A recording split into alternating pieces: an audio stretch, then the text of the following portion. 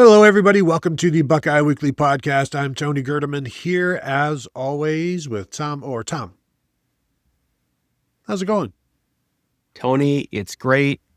I thought, you know what I want to do? I want to spring something on Tony right at the beginning of this show. So I will. Tony, we both rewatched kind of the extended highlights of the Ohio-West Virginia game. They did not have the full game available online this week. So we kind of did a little bit of sort of condensed show prep, and I watched the whole Ohio-Rutgers game. I'm not sure if you did as well, but watching that Ohio-West Virginia game, I thought, I wonder if this game says more about Ohio and what they are, or more about West Virginia and what they are. And I was interested to get your thoughts on that because the Bobcats won 17-10 last weekend. I think West Virginia is one of the worst teams I've seen this season, maybe the second worst team I've seen this season. No offense to Grambling State. Just how about the second least best team I've seen this season? West Virginia, just Rich Rodriguez, this is not his offense yet. These are not his people. I think he's got like 60 or 70 new players. And I don't know if he can get back to being what he was. Probably not, because there's no Big East anymore. But Ron Howard narrator voice. He can't. No. It's just really bad offense and not a good defense either. But watching them try to, like, the quarterback is not good. This is just bad team. Yeah, I was not real impressed with West Virginia. What was really struck me was Ohio made a bunch of really silly mistakes. Parker Navarro threw 3 interceptions, I think all in the second half. They had a punt returner who fielded a punt like in the air on the 2-yard line by the sideline. Like, my brother in Christ, you let that ball fly and it's going to land in the end zone. You get it on the 25. And he fielded it where he was kind of pinned in, and they had, had some fumbles. It was not a great game for Ohio. It's an enormous win for their program and new head coach Brian Smith. But I think you need to sort of put some context around it. In terms of the worst power conference teams I've seen, I think Stanford is still worse than West Virginia. Stanford, I watched them against Hawaii week 0, and it was like, whoa, boy, Andrew Luck. Good, I don't know, what's a good word for what Andrew needs? Good fortune to you, sir. I hope I wish you the best, but it's going to be a long journey to even remote competence. So yeah, I think West Virginia, it probably says more about West Virginia than Ohio, but to Ohio's credit, they were they put themselves in a position where they could capitalize on, hey, West Virginia's not very good right now. I will say this. I was more impressed with Ohio before I saw the game. When you just hear that they beat West Virginia, oh, good for them. And then you see, oh, that's West Virginia. Good job. You should have won this game, basically. And there are times you tried not to. Yeah, and one thing that I think is a fun fact, I don't think I've actually heard anyone say this week, which is kind of weird, but that was Brian Smith's second game as the full-time head coach this season. This is, he took over after Tim Albin left for Charlotte last season. I think he may have coached the bowl game last year, but in his first full season as head coach, the second game of the season, they brought in West Virginia and they pick up a win, 17-10. Now, back in 2005, in Frank Solich's second game, they brought Pitt in to Peden Stadium. And that was one where I think that ended up 16-10 instead of 17-10. That was, I think it was Dion Byram, I believe was the defensive back's name. I think it was Tyler Palko. I'm doing this all by memory, but I remember watching this game in Applebee's way back when. I think it was like a Thursday night when we lived up in Michigan. Watching that game, my wife is an OU alum, so it was a big deal in our household.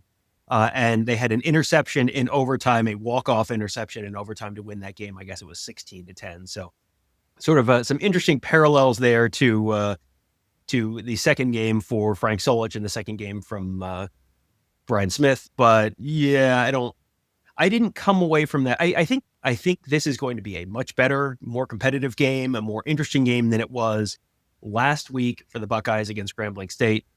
I also don't come away from this thinking, boy, Ohio State's really in danger. Because frankly, I look at that win and I go, well, now you're not going to catch Ohio State off guard. Now you're not going to have Ohio State get complacent because they're going to, the coaches can just go, look, they just beat West Virginia. You got to take them seriously. And they'll go, okay, yeah, I guess we got to take them seriously.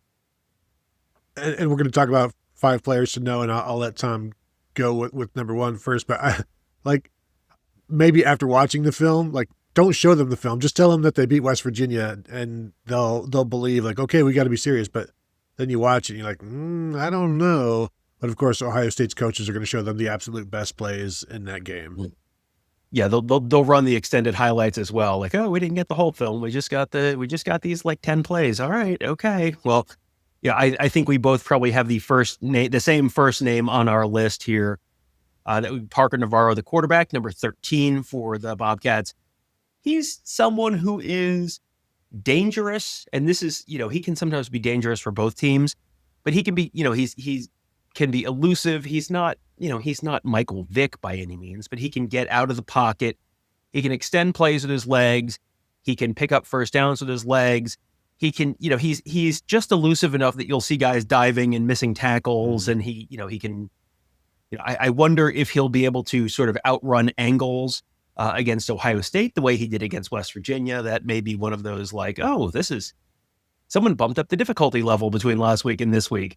But he's gonna make plays that are just you're gonna be annoyed. You're gonna be annoyed at least 3 times on Saturday night that this guy it's 3rd and 7, and this guy has extended a play with his legs, or this guy has broken contain and gotten outside and picked up 9 yards on 3rd and 7.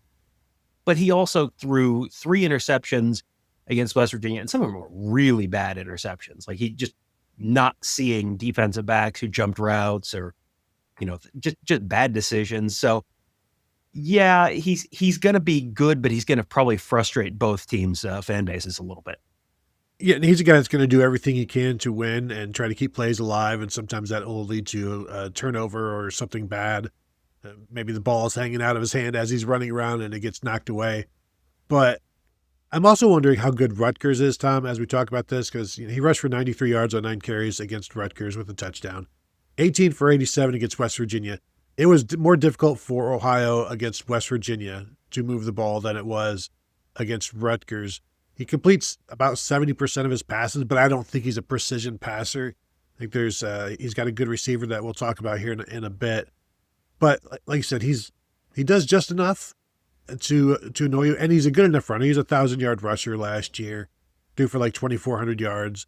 He is a very good, very dangerous MAC quarterback, a level below Dan Lefevre, but in that vein, you mentioned the interceptions. I think that's going to pop up unless they try to be super conservative, which you're in Columbus, go for it.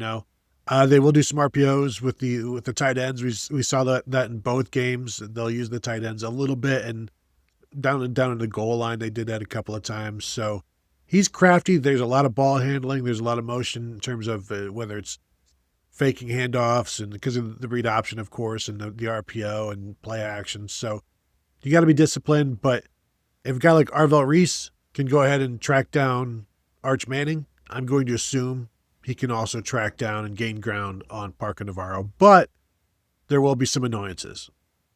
Yeah, this is a game where you could see the Corby Jones play.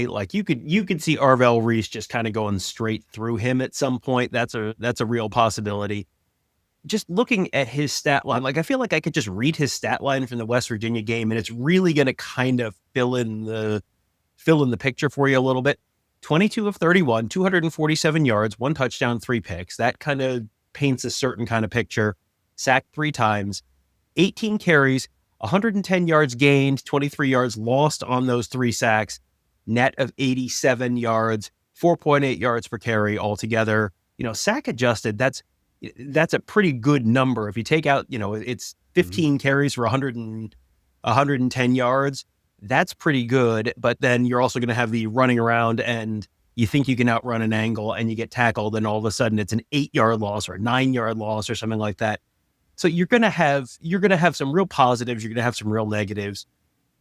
I really think there's going to be a little bit of an adjustment because, you were talking about, well, what do you have out of Rutgers? The answer to what have you gotten out of Rutgers has been, it's basically been the same answer more or less since 1869, outside of a couple very, very narrow exceptions. It's a big, big jump from Rutgers level defense, the West Virginia level defense from this year, to Ohio State level defense. That's a big gap. So yeah, I mean, I think, like I said, I think it's going to be more annoying than dangerous to Ohio State on Saturday. Another dangerous / annoying guy on the offense is Chase Hendricks, the wide receiver for Ohio. So he has 17 catches for 236 yards and a touchdown this year. The second leading receiver for Ohio has 5 catches, and they've got a couple of guys with 5 catches. So 17, 5. He is the guy in this offense. 2 100-yard receiving games so far. He had 9 for 115 against Rutgers and 8 for 121 against West Virginia.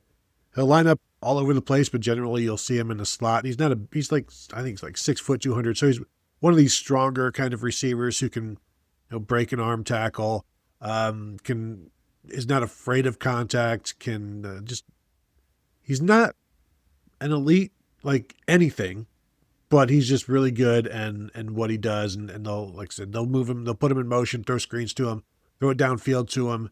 He is their passing game right now, and he stepped up, but this will be by far the biggest test that Ohio State had, that he's going to have.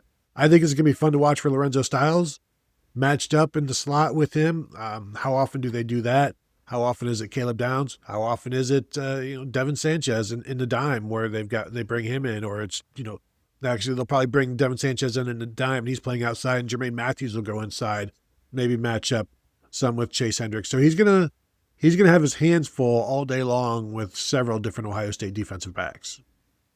Yeah, he's someone who you see him, catch a lot of 7-yard passes, and then he's got just enough wiggle to maybe break that first tackle and turn that 7-yard gain into a 15-yard gain. That's kind of where how is that going to translate against Ohio State secondary as opposed to West Virginia secondary or Rutgers secondary?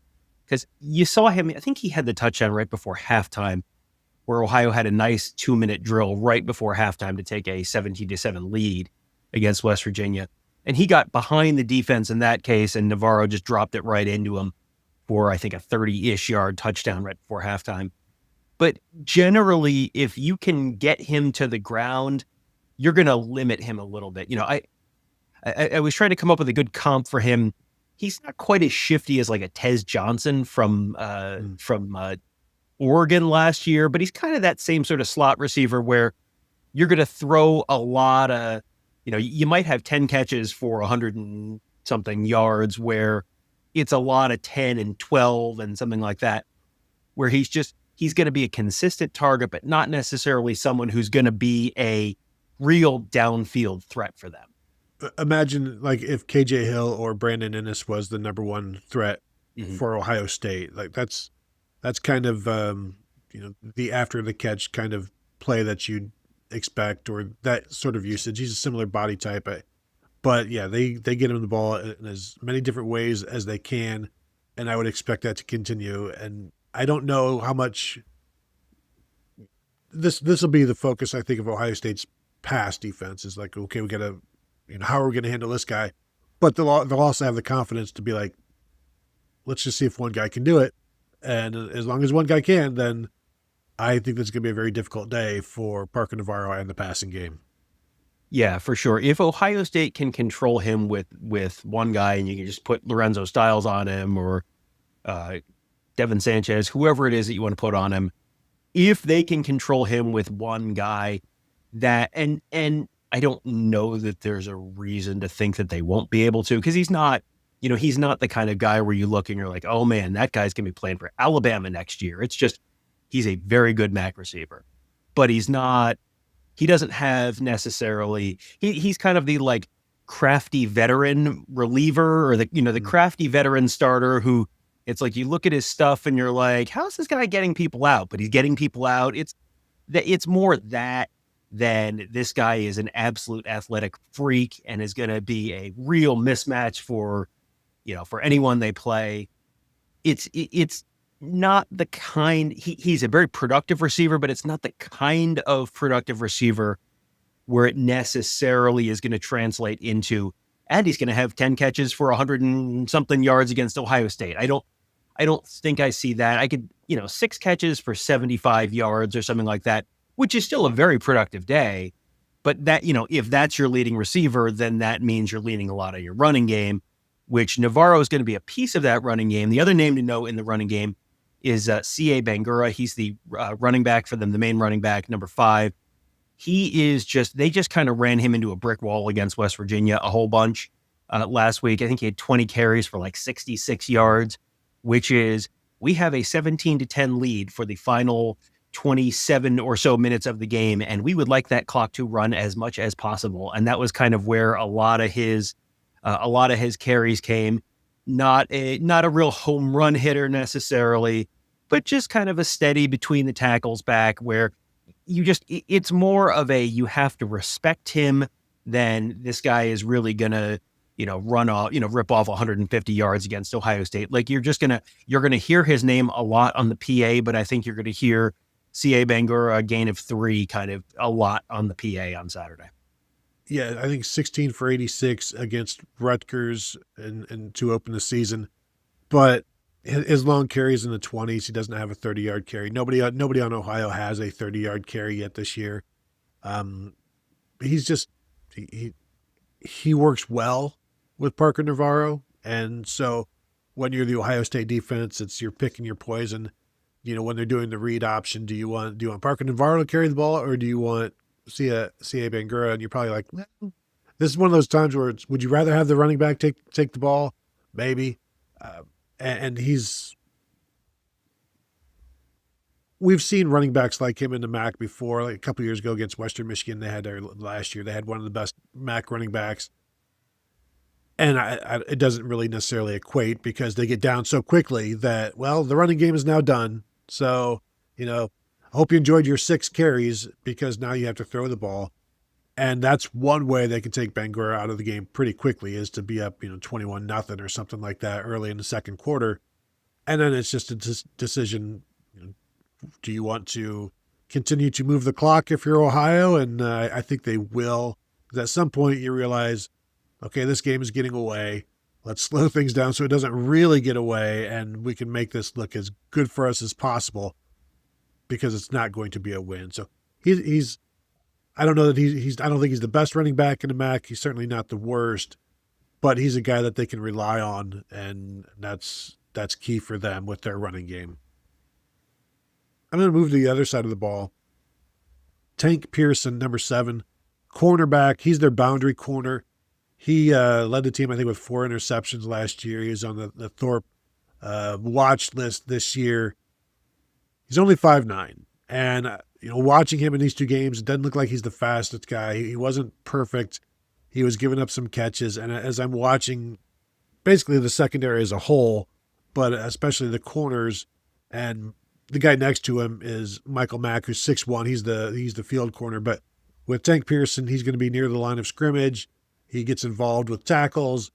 I do wonder what kind of matchup that is for Jeremiah Smith when he's over there on the short side of the field.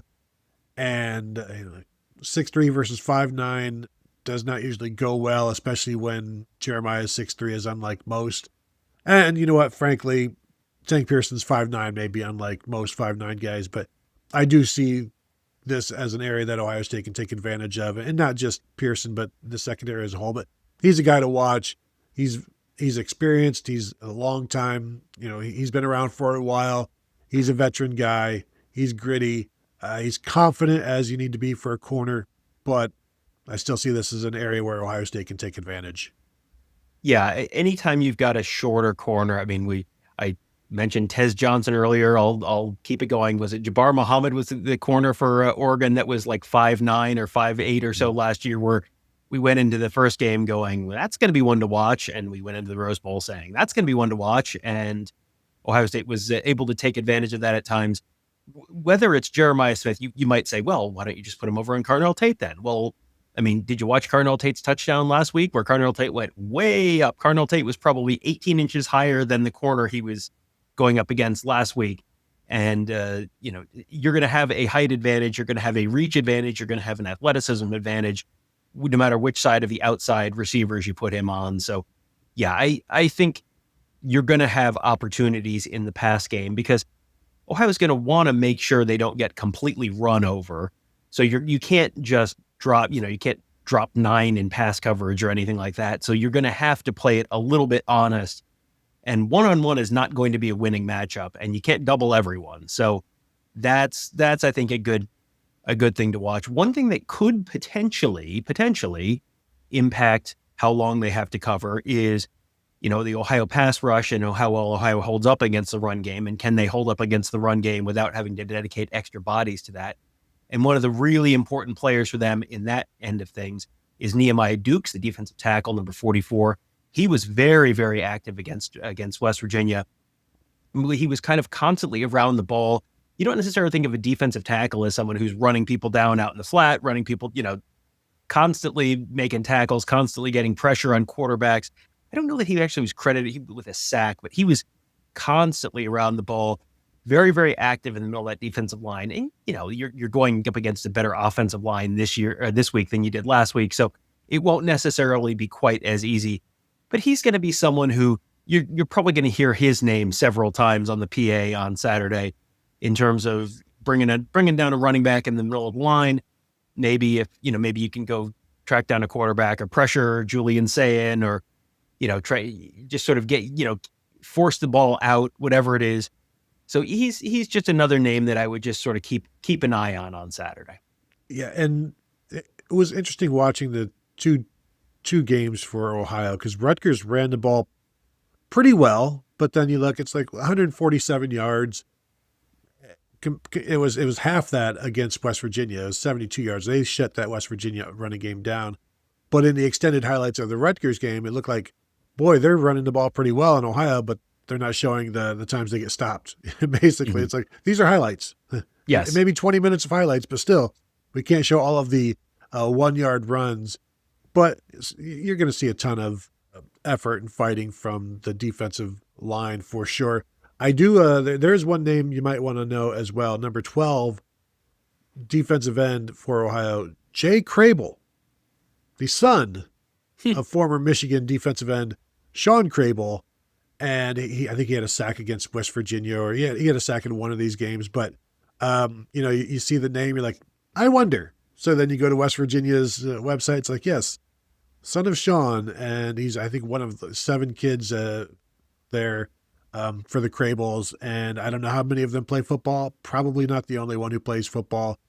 But when you go through this entire Ohio roster, as an aside, like, there are so many guys that have been to multiple other colleges. Like, it is crazy to go look at any MAC roster, because you've got, like, even this one, you've got players from like Notre Dame College, Liberty, Minnesota, South Alabama, Kent State, and that's one guy. No, but like, even Nate Regal was a walk-on freshman at Ohio State last year as a defensive end. You've got one guy that I don't know that we'll get to see, but he was Tavian St. Clair's wide receiver at Bellefontaine, and he's a redshirt freshman this year, and he was good. Riley Neer was a playmaker for Tavian St. Clair, but there's just these guys are coming from all over, and it's amazing the work that goes into putting in a roster together. Yeah, I mean, the MAC is one of those spots where if you have anyone who's pretty good, they're going to be off to a bigger destination. Ohio State has poached a tight end from there, Will Kazmarek, obviously, but they're one of their backup kickers, Jackson Corville. They got him from Ball State. Like, there's constant roster churn because you're right in the middle, which sometimes that works out. They got Sam Wigloos from Ohio State, and he turned into a really productive wide receiver for Ohio a couple of years ago. So it can kind of flow both ways. But yeah, you go through their roster and it's like, boy, a lot of the names we've talked about and a lot of the other names that I had in my list as maybe we'll mention him, maybe we won't. Max Rodarte, who's one of their other wide receivers, number 3 from the City College of San Francisco. Sieh Bangura, the running back, used to be at Minnesota. Ricky Hyatt, one of their safeties, number 6. He's a Westerville Central guy who, if the name sounds at all familiar, he had previously been at South Alabama and then also at Kentucky. Chase Hendricks, oddly enough, started his career at Ohio, which is kind of weird. But Eamon Dennis, wide receiver, he was at Michigan before. So, Yeah, Jay Crable, my knees hurt thinking about the fact that Sean Crable has a kid in college. But Parker Navarro used to be at UCF. So yeah, it is a rotating cast there. And former Idaho State teammates Alfred Jordan and Logan George will be playing in this game against each other, although Alfred Jordan is a wide receiver and he may not play. Logan George, defensive end, supposed to play. So that's one name to know for the Buckeyes that you may not, that you have not yet seen this year. Anybody else that you wanted to touch on as I look through this list? The linebackers, Jack Freeze and Mike Molnar is good. Mike Molnar, number 25. He was effective. He had, I think, 7 tackles.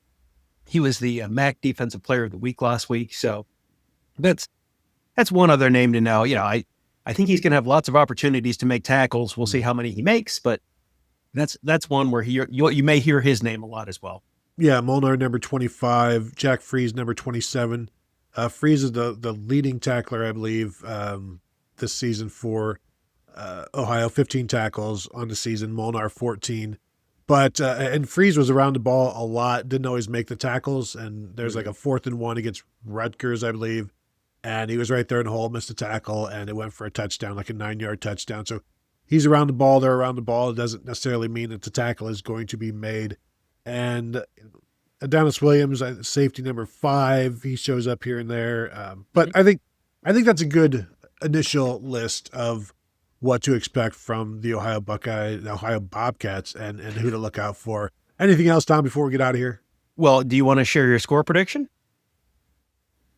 Sure, that's a good idea. And let me go ahead and make sure that I'll tell you what, I will go through and I can share mine. I think this is going to be a game where it's more competitive than last week, but also probably not real filled with drama in the second half. I have 45-13 as the final score, but it's also one where if Navarro extends one more play with his legs and can, it could be 45-20. If Navarro throws 2 picks and gives Ohio State a bunch of short fields, or they get the score on defense, you could get into the 50s real easily. But I went with 45-13. That's it's almost correct, Tom. Almost correct. So close. The actual score will be 45-7. And, okay. Again, I said it before, where the line initially started out like 34 and then went to like 31. Like, it felt high. And then I watched 2 games. It's like, oh, okay. And now that the line keeps dropping, I'm like, boy, I don't know what everybody else is seeing. But yeah, I think this is going to be easy enough for Ohio State. And I think it'll be a game that they can continue throwing into the second half, which just means more bad news for the Ohio defense. Yeah, I have seen people say, "Oh, you don't want to schedule Ohio." It's like they're fine. They're going to be a good MAC team, but it's not. This is not a team. This is a team that Iowa doesn't want to schedule. This is a team that Purdue doesn't want to schedule. Ohio State, based on what we've seen right now, that you're kind of it's like you're flying above the anti-aircraft fire. Basically, like Ohio State can fly high enough that you can't get hit. If you're in a Sopwith Camel like Purdue is, or Rutgers is, like, yeah, you're in the danger of the anti-aircraft fire. Ohio State is probably out of range for Ohio. Yeah, I believe that as well. So there you go. You were also about to name check the Sopwith Camel. I could tell. I was going to let that go. I'll let other people Google that. I don't have time. That will do it for us. If you want to hit the thumbs up, we would appreciate that. If you're watching or if you're listening, a 5-star rating and review is always welcome, and you can continue to find us at BuckeyeHuddle.com. Sign up now. It's the absolute best way to support what we do. We'd love to see you there on the Buckeye Huddle message board presented by Jeff Ruby's Columbus. So thank you all for tuning in, and we'll talk to you all later.